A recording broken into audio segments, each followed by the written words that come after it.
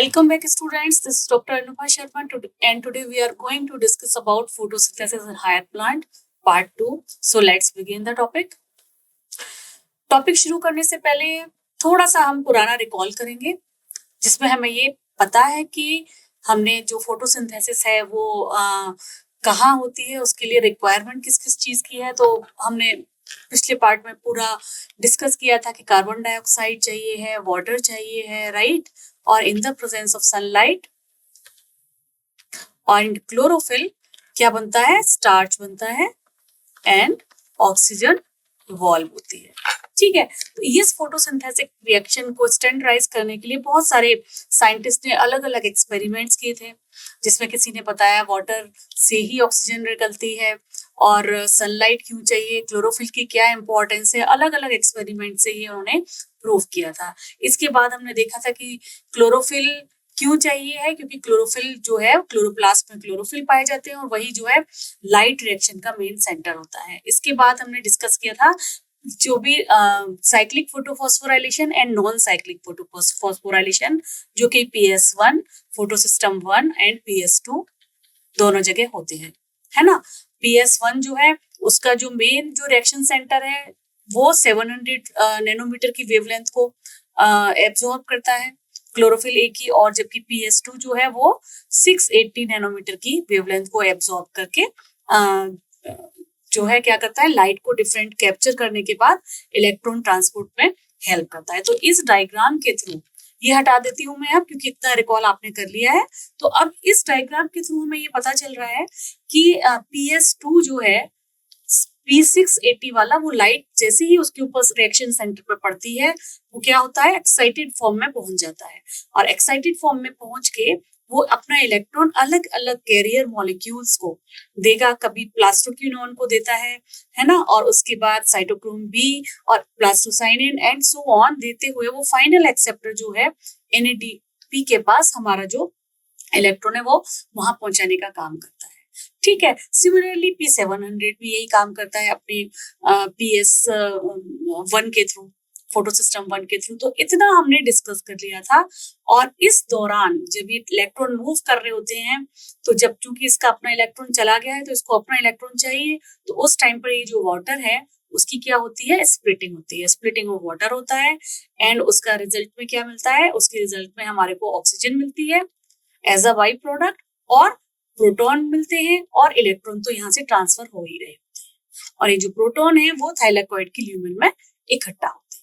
ठीक है, इतना हमने जो है लास्ट टाइम पर डिस्कस कर लिया था। तो अब इसके आगे चलिए, ठीक है, इलेक्ट्रॉन्स तो यहाँ पर मूव कर रहे हैं लगातार डिफरेंट कैरियर से होते हुए। NADP जो है उसे फाइनल एक्सेप्टर है तो उसे एक्सेप्ट कर लेता है, लेकिन ये जो प्रोटॉन अंदर की तरफ इकट्ठा हो रहे हैं उनका क्या होगा।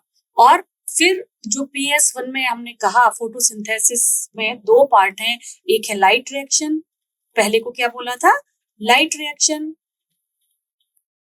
जिसमें काम करते हैं हमारे PS1 एंड PS2, है ना। और इन दोनों में क्या फॉर्म हो रहा था, ATP और NADPH।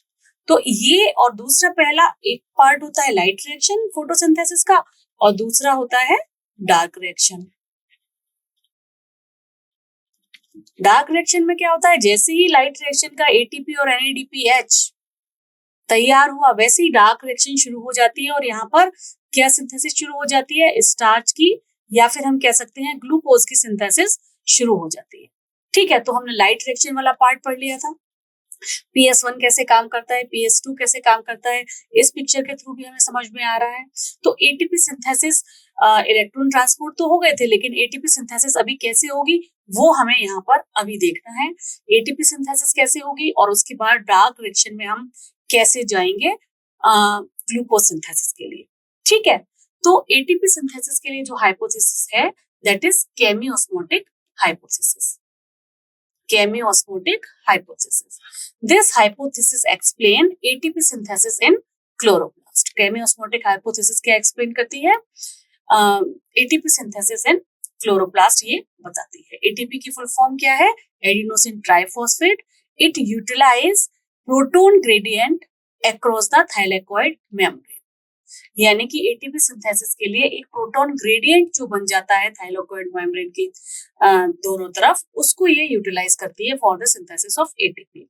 ये आप देख रहे हैं डायग्राम है क्लोरोप्लास्ट का, और इसके अंदर ग्रेनम लगे हुए हैं जो कॉइन जैसे एक दूसरे के ऊपर जो लगे हुए हैं ग्रीन कलर के, और सिंगल यूनिट को हम क्या कहते हैं, सिंगल थाइलेकोइड कहते हैं। अब इस थाइलेकोइड का ये क्या है, अंदर स्पेस है ना, बाहर जो स्पेस है उसे स्ट्रोमा कहा जाता है। पूरा स्ट्रक्चर हमने बायो ऑर्गेनेली में भी पढ़ लिया है, पार्ट 1 में भी पढ़ लिया है। तो ओवरऑल हमें क्या पता चलता है कि इलेक्ट्रॉन ट्रांसपोर्ट चेन के थ्रू इलेक्ट्रॉन्स तो मूव कर रहे हैं एक से दूसरे कैरियर की तरफ, और वो फाइनली NADP जो है एक्सेप्ट कर लेता है। लेकिन इन द मीन वाइल क्या हो रहा है, इलेक्ट्रॉन मूव कर रहे हैं आगे आगे आगे, जैसा पुराने पिक्चर में भी लास्ट स्लाइड में हमने देखा। लेकिन अंदर की तरफ, थाइलेकोइड के अंदर की तरफ जो है प्रोटॉन जो है उसकी कॉन्सेंट्रेशन बढ़ती जाती है, क्योंकि इलेक्ट्रॉन तो एक कैरियर से दूसरे कैरियर मूव कर रहे हैं, और जो ल्यूमेन में क्या रह जा रहा है, स्पेस में क्या रह जा रहा है, प्रोटॉन स्पेस में इकट्ठे हो रहे हैं। और बाहर की तरफ स्ट्रोमा जो रीजन है वहां पर इस प्रोटॉन काफी कम है। तो जब काफी कम है तो क्या हो रहा है, एक ग्रेडियंट डेवलप हो रहा है, राइट। यहाँ पर ज्यादा है और यहाँ पर लो है कॉन्सेंट्रेशन काफी, तो एक ग्रेडियंट डेवलप हो रहा है। अब जब ये ग्रेडियंट डेवलप हो रहा है तो इसी ग्रेडियंट को क्या नाम दिया गया है, proton gradient across the thylakoid membrane. ठीक है, ये केमी-ऑस्मोटिक हाइपोथेसिस में आपको बताया गया है कि एटीपी सिंथेसिस कैसे होंगे। It is produced by the utilising of proton gradient across the thylakoid membrane, जो मैंने आपको बताया कैसे डेवलप होगा। ठीक है, चले नेक्स्ट स्लाइड पर। ओके, तो what are the key components जिनके थ्रू हमारा एटीपी सिंथेसिस होता है। पहला जो की कंपोनेंट है वो है प्रोटॉन ग्रेडियंट जो डेवलप हो रहा है।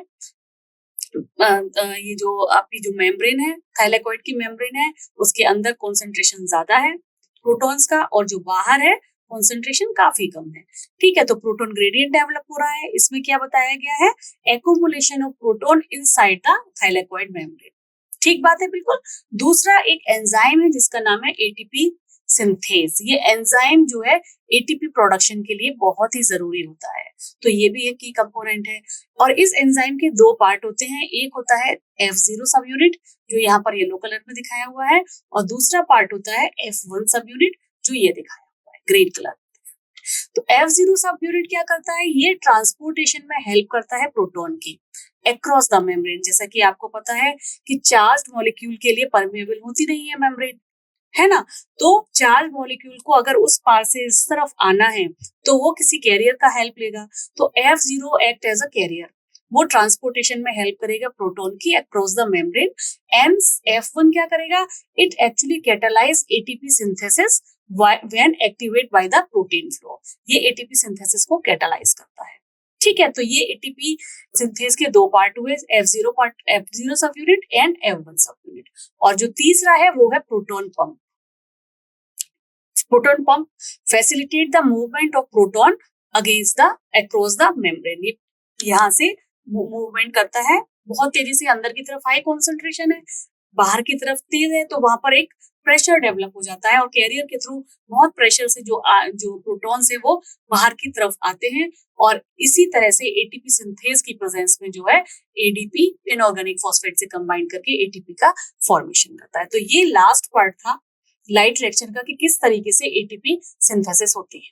ठीक है, अब लाइट रिएक्शन का जो हमने अभी तक के स्टेप्स पढ़े उसको एक बार पूरा समराइज करके देखते हैं।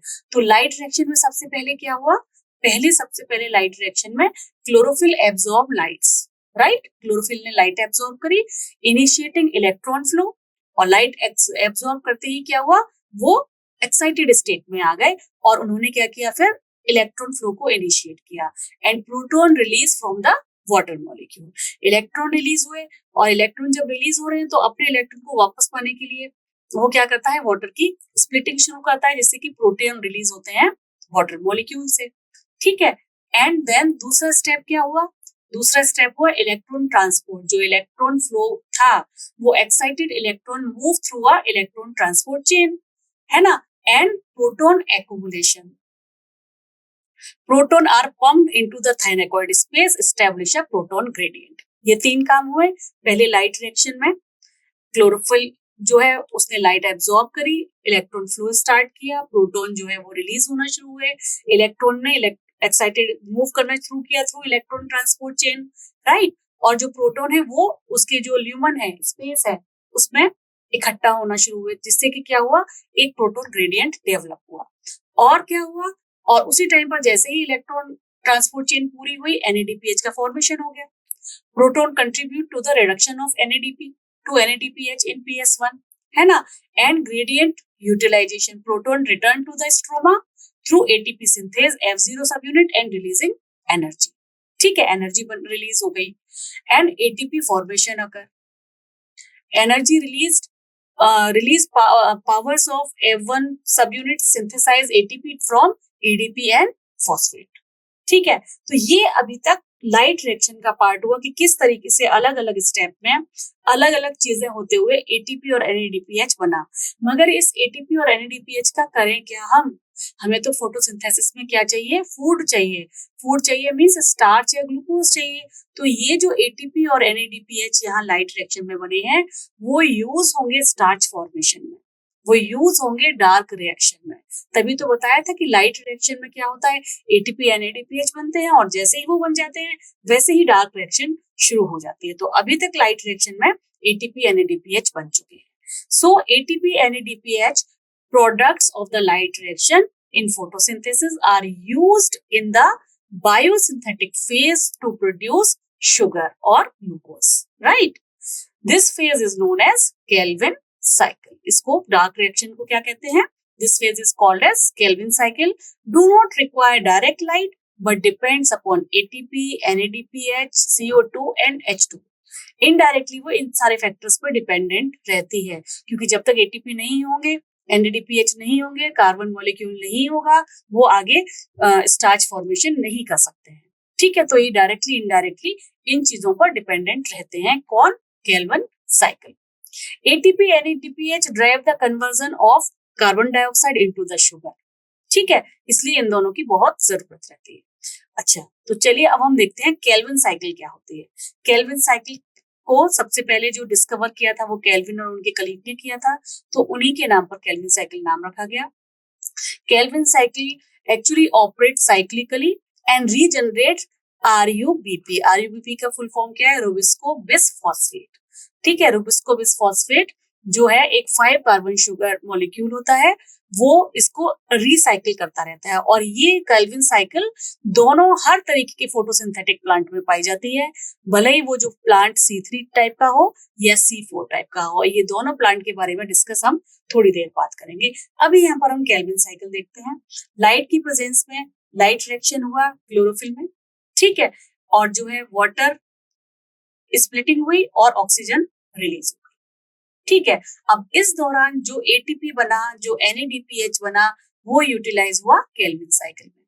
क्या करने के लिए, ये जो कार्बन डाइऑक्साइड है इसको फिक्स करने के लिए। किस फॉर्म में, शुगर में फिक्स करने के लिए। और ये एक साइक्लिक प्रोसेस के थ्रू जो कार्बन डाइऑक्साइड है वो फिक्स होती गई, और इसको फिक्स करने के लिए जो एक इनिशियल जो एक प्रोडक्ट था, एक इनिशियल कंपोनेंट था, वो था रुबिस्को RUBP, रुबिलोज बिसफॉस्फेट।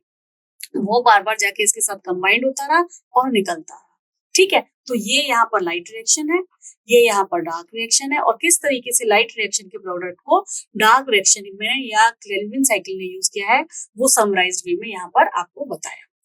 चले नेक्स्ट साइकिल की तरफ।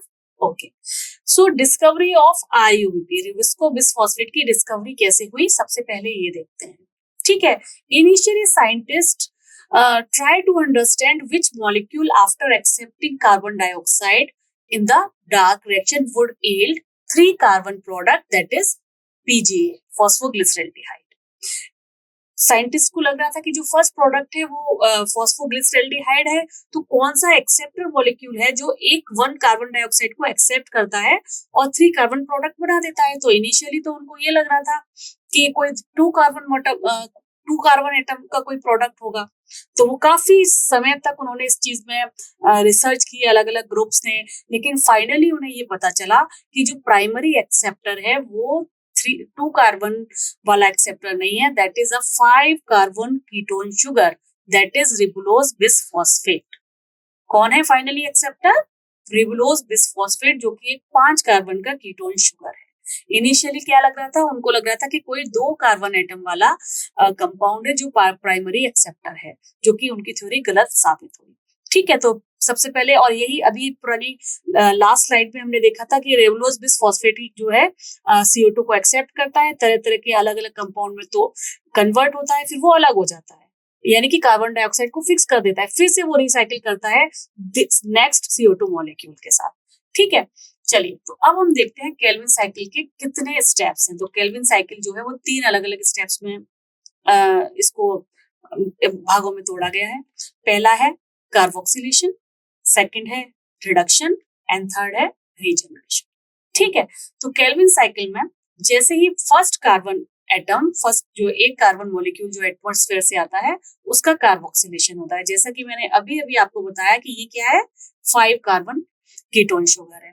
ठीक है, जब इसका कार्बोक्सिलेशन इसके साथ हुआ तो ये 1 कार्बन, ये 5 कार्बन, तो यहाँ पर एक 6 कार्बन का अनस्टेबल कंपाउंड बन गया, जो कि बाद में टूट गया 3 कार्बन के 2 PGA मॉलिक्यूल में, तो ये 2 मॉलिक्यूल्स बने। ठीक है, 3 कार्बन के 2 मॉलिक्यूल्स बने। एक 3 PGA को रिडक्शन होने में जो है एक ATP लगा और एक NADPH लगा। इसका मतलब 2 में कितने लगेंगे, 2 ATP और 2 NADPH, और वो कन्वर्ट हो गए ADP में, यूटिलाइज हो रहा है, और ये NADP प्लस में, और इनऑर्गेनिक फॉस्फेट इससे अलग होती है। जब ये रिड्यूस हुए तो ये जो 1 कार्बन था, ये कार्बन डाइऑक्साइड वाला, वो यहाँ पर यूज हो गया, किसमें, सुक्रोज बनाने में, स्टार्च बनाने में, और जो ये रिबुलोज बिसफॉस्फेट था ये दोबारा से रीजनरेट हो गया, यहाँ पर रीजनरेट होके यहाँ आ गया, और इस प्रोसेस में ये जो रीजनरेट होके ये ऊपर की तरफ जा रहा है, इस प्रोसेस में भी एक ATP यूटिलाइज हुआ। तो टोटल अगर हम देखें तो कितने ATP यूटिलाइज हुए, 2 + 1, यानी कि 2 + 1 = 3 ATP इस प्रोसेस में यूज हुए हैं, और 2 NADPH यूज हुए। ठीक है, किस चीज के लिए हुए हैं ये यूज, 1 कार्बन डाइऑक्साइड को या एक कार्बन को फिक्स करने के लिए। तो एक कार्बन को फिक्स करने के लिए 3 मॉलिक्यूल हैं, और जो ग्लूकोज हमारा होता है वो कितना मॉलिक्यूल का होता है, 6 कार्बन का, 6 कार्बन का होता है। तो 6 के लिए कितने होंगे, तो 6 × 6 × 3 18 ATP यूज होंगे, और NADPH कितने होंगे, 6 × 2 = 12 NADPH। ऐसे ही ग्लूकोज पूछ सकते हैं आपको, कितनी भी बड़ी सुक्रोज पूछ सकते हैं, जितने भी नंबर की देंगे मल्टीप्लाइड बाय 2 और 3, क्योंकि आपको पता है एक कार्बन के लिए 3 ATP लग रहे हैं और 2 NADPH लग रहा है। तो इस तरीके से ये क्वेश्चंस सॉल्व होते हैं। ठीक है, चलिए तो 1 by 1 जो मैंने आपको स्टेप्स बताए हैं उन्हीं को एक बार फिर से देख लेते हैं। स्टेप 1 में क्या हो रहा है, कार्बोक्सिलेशन हो रहा है। इसमें क्या है, कार्बन डाइऑक्साइड फिक्स हो रही है into an organic intermediate. Enzyme involve, rubisco carboxylase oxygenase. कौन सा एंजाइम इन्वॉल्व हो रहा है, rubisco carboxylase oxylase. This is very important, क्योंकि ये सबसे ज्यादा यूज होने वाला एंजाइम है, सबसे ज्यादा जो है, क्योंकि ये कार्बोक्सिलेशन में भी हेल्प करता है, ऑक्सीजनेशन में भी हेल्प करता है, और ये इस बात पर डिपेंड करता है कि किसकी कॉन्सेंट्रेशन ज्यादा है। अगर कार्बन डाइऑक्साइड की ज्यादा होगी तो कार्बोक्सिलेशन में यूज हो जाएगा, अगर ये ऑक्सीजन की ज्यादा होगी तो ऑक्सीजनेशन में यूज हो जाएगा। ठीक है, तो ये मोस्ट अबंडेंट एंजाइम है। Carbon dioxide combined with rubisco bisphosphate to form 2 molecules of 3 PGA। जो जस्ट नाउ जैसे मैंने आपको बताया था कि 2 मॉलिक्यूल इसके बनते हैं, क्योंकि फर्स्ट जो वो होता है compound that is unstable, first stable compound यही है 3 PGA। ठीक है, इसके बाद क्या हुआ, रिडक्शन होगा। स्टेप 2 पे रिडक्शन होगा, एंड रिडक्शन में 2 ATP molecule are use to phosphorylate 3 PGA and 2 NADPH। यहाँ पर 2 मॉलिक्यूल्स इसके लग रहे हैं और 2 मॉलिक्यूल इसके लग रहे हैं टू फॉर्म ग्लिसरॉल्डिहाइड 3-फॉस्फेट।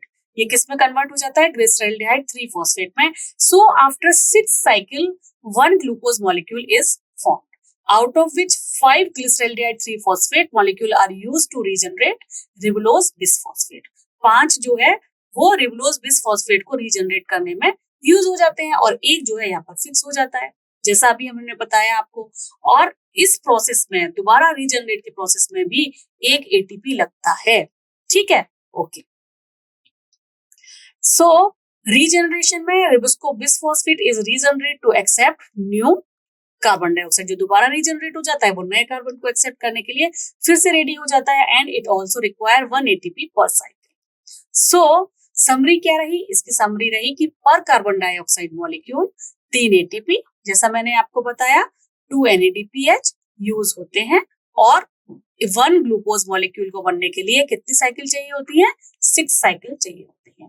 तो 6 साइकिल चाहिए होती है 1 ग्लूकोज मॉलिक्यूल के लिए, 6 कार्बन डाइऑक्साइड लगेंगे, ऑब्वियसली 18 एटीपी लगेंगे एंड 12 NADPH लगेंगे, ठीक है। इसका कंसेप्ट बिल्कुल क्लियर हो गया आपको। आप कितने भी कार्बन आइटम आपको बताएं, आप अकॉर्डिंगली मल्टीप्लाई कर सकते हैं कि भाई एक कार्बन के साथ 3 एटीपी लगते हैं, तो फिर हम जितना भी सवाल में दिया है उसके लिए कितने लगेंगे। एक कार्बन को फिक्स करने के लिए 2 NADPH लगते हैं, तो जितने भी दिया है सवाल में कार्बन उसके साथ कितने लगेंगे। आप बहुत आसानी से ये क्वेश्चन सॉल्व कर सकते हैं। चलिए अब जानते हैं C4 और C3 प्लांट के बारे में। तो जो C4 प्लांट है वो C3 प्लांट से किस तरीके से अलग होते हैं ये देखते हैं।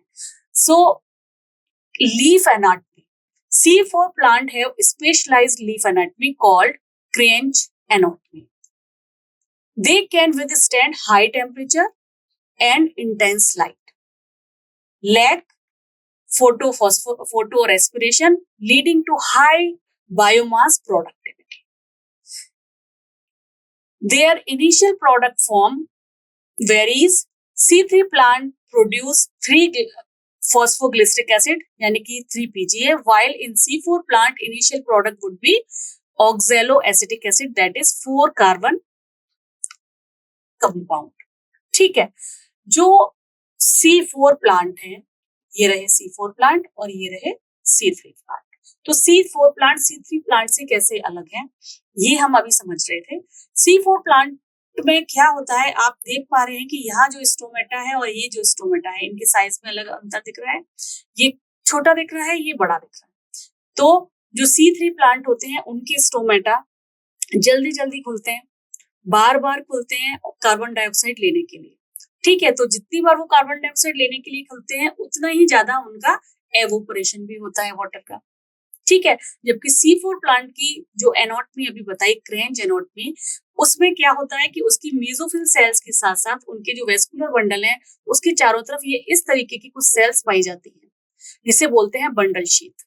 वो काफी कॉम्पैक्टेड होती हैं, उनमें कोई इंटर स्पेस नहीं, सेलुलर स्पेस नहीं होता है। तो वहां पर जो है ये 2 तरीके की, और उसमें काफी मात्रा में क्लोरोप्लास्ट प्रेजेंट होते हैं। तो और उनमें स्टोमेटा वो बार बार खोलते नहीं है, एक बार खोल के वो इतना ज्यादा कार्बन डाइऑक्साइड अंदर ले लेते हैं कि उसको एक दूसरे फॉर्म में स्टोर कर लेते हैं, या एक तरीके से बैंक में कह सकते हैं आप, एक खट्टा खोला और बहुत सारी कार्बन डाइऑक्साइड अंदर ले ली और स्टोर कर दिया, तो बार बार उन्हें खोलने की जरूरत नहीं पड़ती, तो उनका जो वाटर लॉस है ये भी कम होता है, ठीक है। तो जब वाटर लॉस कम होता है तो क्या होगा, और कार्बन डाइऑक्साइड ज्यादा ले लिया तो ये अपना ज्यादा से ज्यादा फूड बना पाते हैं as compare to normal C3 plant. तो जब ये ज्यादा कम खोलते हैं, इसका मतलब ये क्या हुआ कि ये हाई टेम्परेचर टॉलरेट कर सकते हैं, हाई टेम्परेचर टॉलरेट कर पाते हैं, ठीक है, क्योंकि इनका ज्यादा खुलेगा ही नहीं तो वाटर लॉस होगा ही नहीं। और ये क्योंकि बार बार स्टोमेटा खोल रहे हैं तो ये मैक्सिमम से मैक्सिमम 25 डिग्री का टेम्परेचर ही टॉलरेट कर पाते हैं, ठीक है। तो ये इनकी जो एनाटॉमी है, इनकी लीफ में जो डिफरेंट टाइप के टिश्यूज है उसका फर्क होता है, ठीक है। तो जो C3 प्लांट है उसका जो, ये तो हमने केल्विन साइकिल में भी देख लिया कि जो फर्स्ट प्रोडक्ट है वो क्या था, 3 फॉस्फोग्लिसरिक एसिड। यहाँ पर क्या है first product, 3 phosphoglyceric acid. While in C4 plant जो मेसोफिल सेल्स है, मेसोफिल सेल्स यहाँ भी है, मेसोफिल सेल्स यहाँ भी है, लेकिन यहाँ पर जो इनका फर्स्ट प्रोडक्ट है वो होता है स्टेबल प्रोडक्ट OAA, यानी ऑक्सैलिक एसिटिक एसिड, जो कि एक 4 कार्बन, ये 3 कार्बन कंपाउंड है और ये एक 4 कार्बन, 1 2 3 4 लिखे हैं ना, तो ये एक 4 कार्बन कंपाउंड है। मेसोफिल सेल में ये इस फॉर्म में अपना जो क्या करता है, फर्स्ट प्रोडक्ट ले लेता है और उसको फिर अलग अलग चीजों में लाइक मैलेट में कन्वर्ट करेगा, एस्पार्टिक एसिड में कन्वर्ट करेगा और उसके बाद वो बंडल शीट में एंट्री कर लेता है। यहाँ देखिए बंडल शीट लिखा हुआ है। बंडल शीट में एंट्री करने के बाद इनकी जो केल्विन साइकिल है वो बंडल शीट में होती है। This is the difference. एक तो इसके एनाटॉमी में डिफरेंस है, इनकी जो केल्विन साइकिल है वो बंडल शीट में होती है। यहाँ पर आके वो एक कार्बन डाइऑक्साइड दे देता है केल्विन साइकिल को, जिसे वो फिक्स करता है और बाकी जो 3 होते हैं वो दोबारा से वापस लौट जाते हैं पायरुवेट एंड पीईपी की फॉर्म में और दोबारा से अगली कार्बन डाइऑक्साइड को ले आते हैं। सो कार्बन डाइऑक्साइड फिक्सेशन जो पाथवे है वो उसमें इनका जो फर्स्ट प्रोडक्ट है वो अलग अलग होता है, क्योंकि उसमें 2 तरीके की सेल्स पाई जाती है C4 में, mesophyll cell and bundle sheet. ठीक है, समझ में आ गया? ओके, सो क्रेंज एनाटॉमी को एक बार और ध्यान से देखेंगे। ये है C3 प्लांट जिसमें नॉर्मल प्लांट मेसोफिल पाए जा रहे हैं, पेलिसेड मेसोफिल टिश्यू है एंड स्पंजी है, जो स्ट्रक्चर हमने पढ़ लिया था। जबकि जो C4 प्लांट है इसमें क्रेंज एनाटॉमी पाई जाती है जिसमें कि वेस्कुलर बंडल के आसपास ये जो है बंडल शीथ पाई जाती है। ठीक है, large bundle sheath surrounded vascular bundles. Bundle sheath cell have numerous chloroplasts, as I said, thick wall and no intercellular space. ठीक है, सो अब C4 प्लांट में फिर किस तरीके से कार्बन डाइऑक्साइड फिक्स होती है। जो C3 थी उसकी तो नॉर्मल केल्विन साइकिल हो रही है क्योंकि मेसोफिल सेल ही होती है उसमें, जो हमने पढ़ लिया। C3 सेल में मेसोफिल सेल्स भी हैं और बंडल शीट भी है। ठीक है, दोनों है, मेसोफिल भी है और बंडल शीट भी है। तो C4 में क्या रहेगा, एटमॉस्फेरिक नाइट्रोजन को फटाफट से ये लेगी, लेके जो है इसे कार्बोनिक एसिड में कन्वर्ट किया और पीईपी फॉस्फोइनोल पायरुवेट जो है इसके साथ रिएक्ट करके फॉस्फोइनोल पायरुवेज एंजाइम की प्रेजेंस में इसने इसको कन्वर्ट कर दिया किसमें, अगले C4 एसिड में, जो कि है OAA ऑक्सैलो एसिटिक एसिड, जो क्या है OAA कन्वर्ट किसमें हुआ, फिर जैसा कि मैंने आपको अभी बताया मैलेट में, और मैलेट देन एस्पार्टिक एसिड में, और फिर एस्पार्टिक एसिड का यहाँ पर ट्रांसफॉर्मेशन हुआ, कहाँ पर, बंडल शीट में, इस जगह ट्रांसपोर्ट किया गया इसने एस्पार्टिक एसिड या मैलेट, जो कि एक 4 कार्बन कंपाउंड है। ठीक है, 4 कार्बन एसिड है और यहाँ पर डीकार्बोक्सिलेशन हो गया उसका, यानी कि एक जो कार्बन है वो निकल गई, ये जो कार्बन है वो निकल गई और जो C3 कार्बन वाला एसिड बचा वो अगेन ट्रांसपोर्ट हो गया मेसोफिल सेल्स में और जिसने रीजनरेट कर दिया दोबारा से पीईपी, और ये जो एक कार्बन अलग हो गई थी वो इन्वॉल्व हो गई कार्बन डाइऑक्साइड के फिक्सेशन में थ्रू केल्विन साइकिल। तो यहाँ पर केल्विन साइकिल कहाँ हो रही है, बंडल शीट में, ये हमें यहाँ पर याद रखना।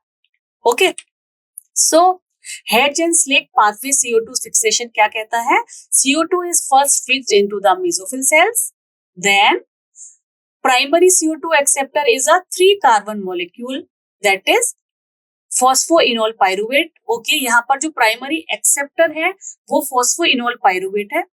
ठीक है, लेकिन फर्स्ट जो स्टेबल वो है मॉलिक्यूल दैट इज OAA। ठीक है, प्राइमरी जो एक्सेप्टर है वहां पर 3PGA था, यहाँ पर PEP है फॉस्फोइनोल पायरुवेट, इसने सबसे पहले कार्बन डाइऑक्साइड को एक्सेप्ट करा। The enzyme PEP carboxylase catalyze the reaction between CO2 and PEP to forming a 4 carbon molecule that is oxaloacetic acid। यहाँ पर कौन सा एंजाइम प्रेजेंट है, जैसा मैंने आपको बताया PEP कार्बोक्सिलेज।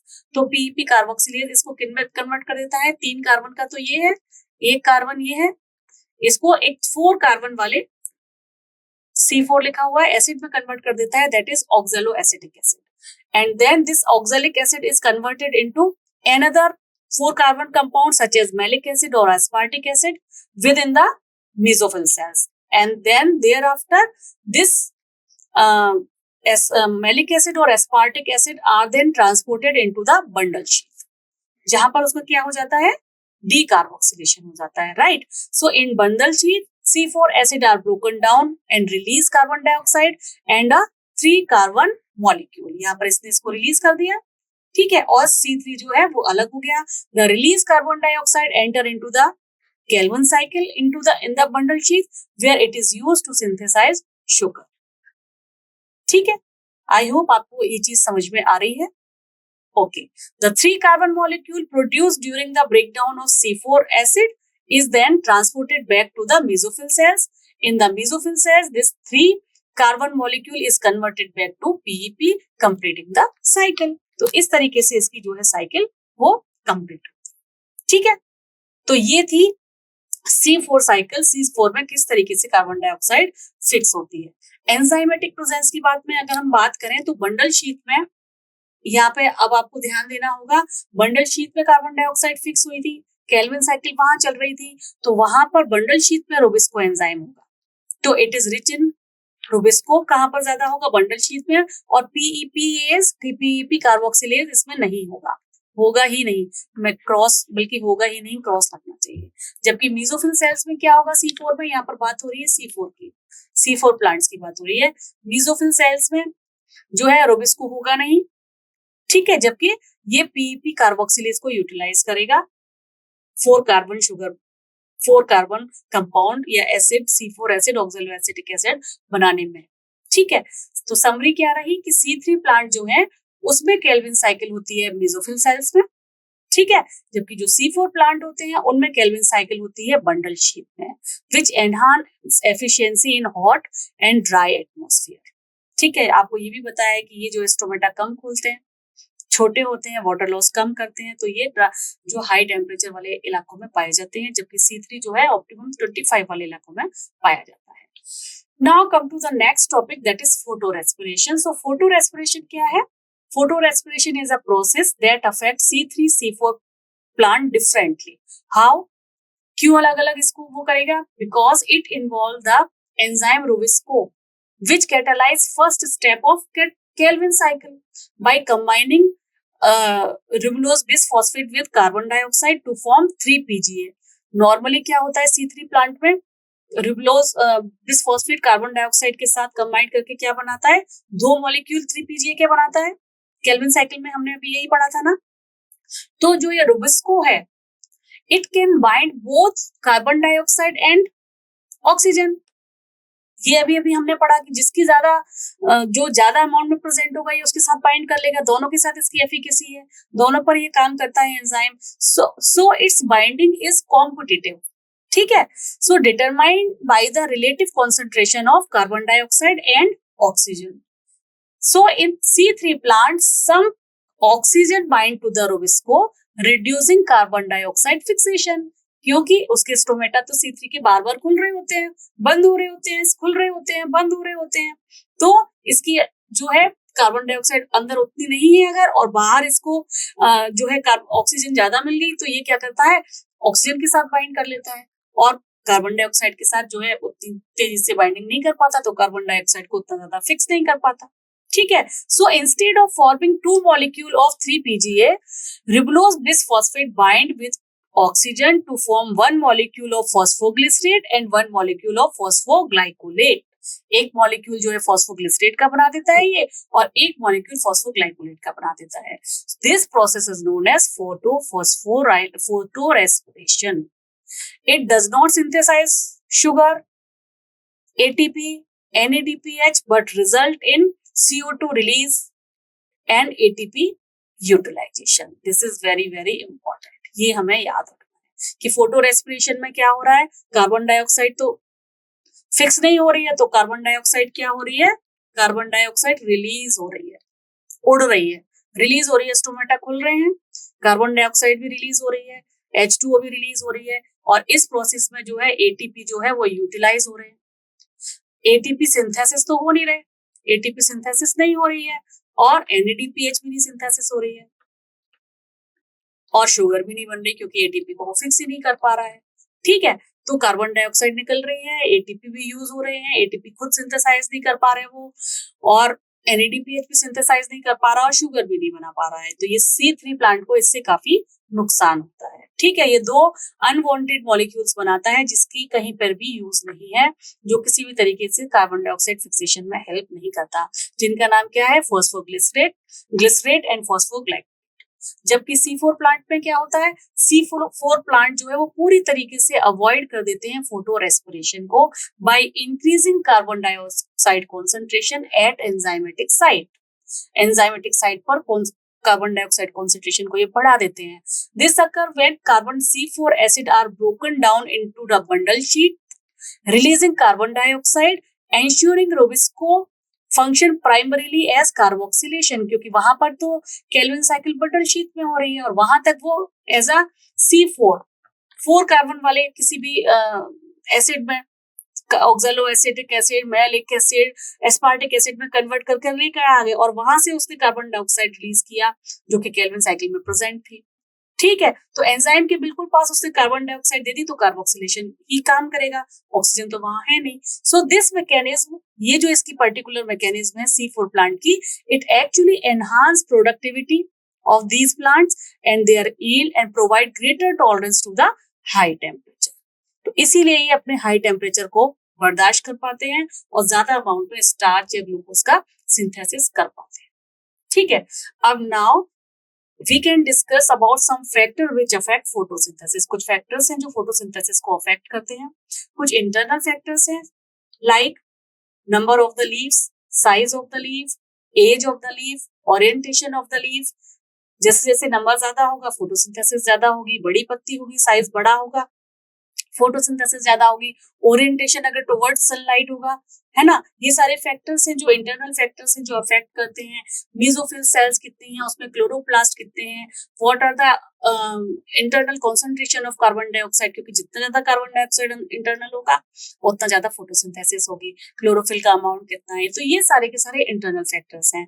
सब are external factor like sunlight availability, temperature availability, या strength, or we can say carbon dioxide concentration, water concentration. These all factors are extrinsic factor, ठीक है, जो कि one usually limit it, क्योंकि कोई भी एक फैक्टर जो कम होगा वो बाकी फोटोसिंथेसिस को लिमिट कर देगा। लाइक अगर सनलाइट यूजुअली हमेशा ही अवेलेबल रहती है, लेकिन अगर हमने गमले में पानी नहीं डाला है तो वो एज अ लिमिटिंग फैक्टर काम करेगा। वाटर स्ट्रेस रहेगा, वाटर स्ट्रेस रहेगा तो क्या होगा, स्टोमेटा बंद हो जाएंगे। ऑब्वियसली स्टोमेटा बंद हो जाएंगे तो कार्बन डाइऑक्साइड भी अंदर नहीं आ पाएगी तो कार्बन डाइऑक्साइड को मिलेगी नहीं, फोटोसिंथेसिस कम होगी। तो इसी तरीके से जैसे मैंने आपको वाटर का एग्जांपल दिया, अलग अलग फैक्टर्स भी अगर कम हो जाएंगे तो बाकी फैक्टर्स को अफेक्ट करके फोटोसिंथेसिस की रेट को डिटरमाइन कर देते हैं और इसी को बोलते हैं लॉ ऑफ लिमिटिंग फैक्टर।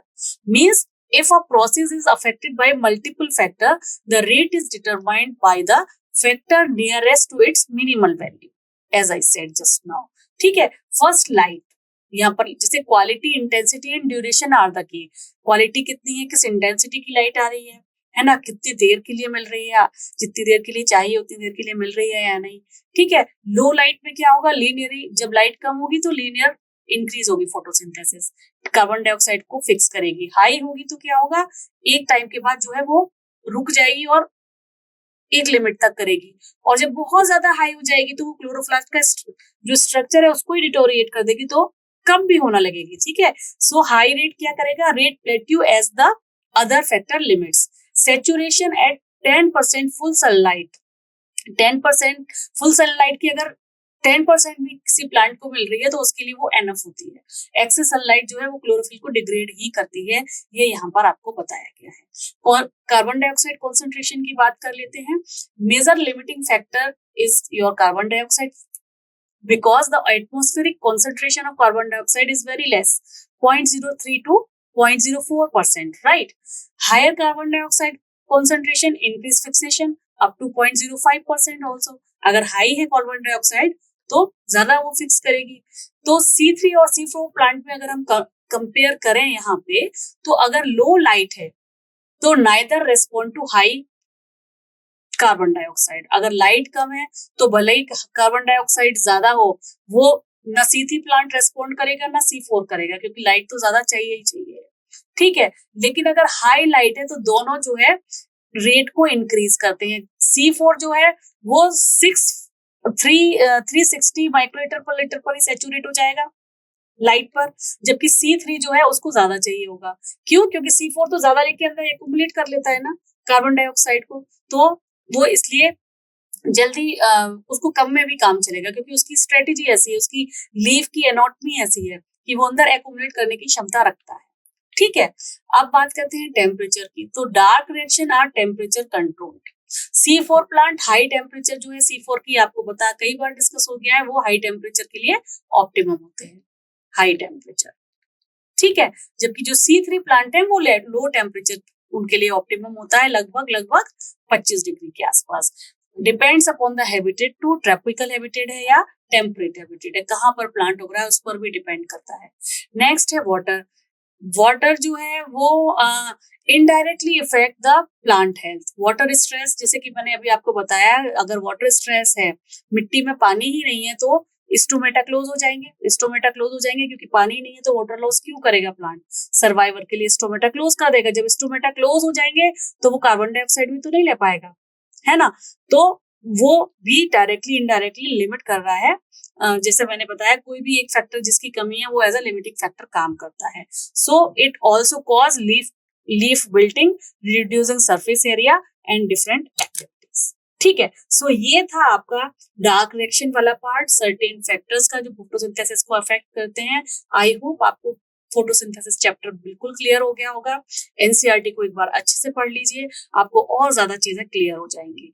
ठीक है, और if you still have any query you can write down in the comment box, we will discuss it later. तब तक खुश रहिए, खूब पढ़िए। Thank you.